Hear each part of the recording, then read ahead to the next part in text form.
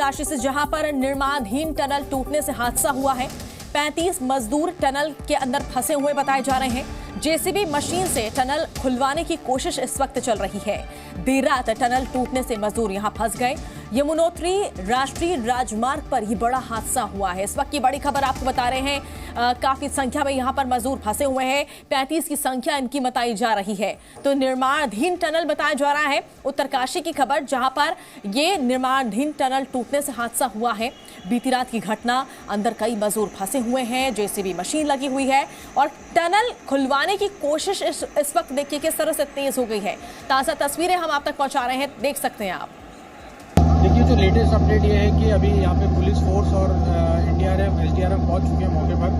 जो अभी मेरी बात हुई है यहाँ पे जो जिम्मेदार अधिकारी हैं NHIDCL के, तो उनके द्वारा ये बताया गया है कि टोटल 36 जो है उनके रिकॉर्ड के हिसाब से जो है अंदर अभी ट्रैप्ड है। ये जो आप देख रहे हैं ये स्टार्टिंग पॉइंट है टनल का, इससे लगभग 200 मीटर आगे की घटना है, जिसमें 50 मीटर का जो प्रोजेक्शन है टनल का ऊपर से वो धंस गया है। और इस खबर पर ज्यादा जानकारी के लिए सीधे रुक करेंगे जी मीडिया संवाददाता रामानुज का। रामानुज, ताजा स्थिति आपसे जानना चाहेंगे। देखिए 35 की संख्या यहां पर बताई जा रही है, जो मजदूर यहां पर फंसे हुए हैं। किस तरह से रेस्क्यू ऑपरेशन इस वक्त चल रहा है?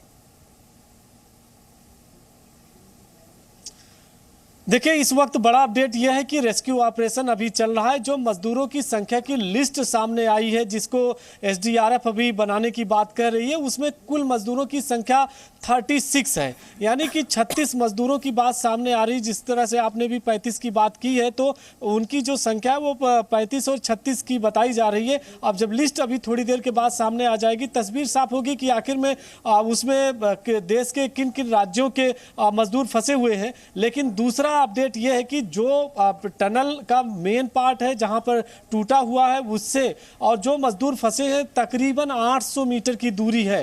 तो इसीलिए जिला प्रशासन की कोशिश है कि वहां तक ऑक्सीजन की सप्लाई किया जाए और ताकि जहां पे मजदूर फंसे हैं उनको सुरक्षित निकाला जाए। जो अगला पार्ट है टनल का जो निर्माणाधीन था, उसके टूटने की वजह से ऑक्सीजन में दिक्कत आ सकती थी।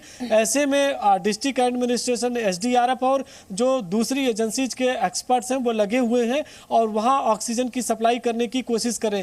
जैसे टनल का जो मलबा आया उसको साफ किया जाएगा, उन मजदूरों तक आसानी से टीम पहुंच सकेगी। लेकिन इतना जरूर कह सकते हैं कि वो चूंकि जहां मलबा है वो तकरीबन 200 मीटर तक फैला हुआ है, तो ऐसे में 200 मीटर के मलबे को साफ करके मजदूरों तक पहुंचना है और टनल के थ्रू जो पाइपलाइंस है लाइफ सपोर्ट सिस्टम की, उसके थ्रू ऑक्सीजन की सप्लाई की जा रही। तो ये दो बड़ा अपडेट है कि उनकी जो लिस्ट है वो बनाई जा रही है, दूसरा ऑक्सीजन की सप्लाई है और तीसरी महत्वपूर्ण बात यही है कि SDRF और डिस्ट्रिक्ट एडमिनिस्ट्रेशन की जो टीम है वो लगी हुई है। कोशिश की जा रही है कि जल्द से जल्द इस खबर पर नजर बनाए रखें, आगे भी आपसे अपडेट लेते रहेंगे। तो